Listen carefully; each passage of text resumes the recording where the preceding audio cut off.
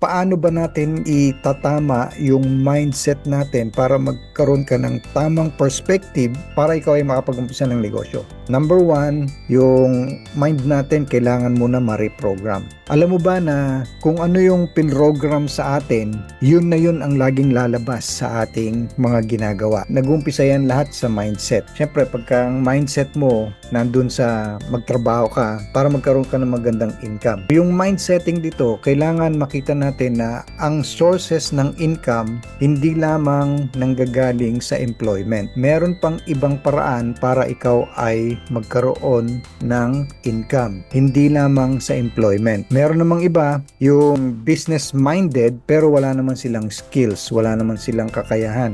So para maitama natin yan, kailangan tama rin yung ating mindset. So habang nagtatrabaho ka, mamuhunan ka na, mag-umpisa ka na ng negosyo habang ikaw ay nagtatrabaho pa.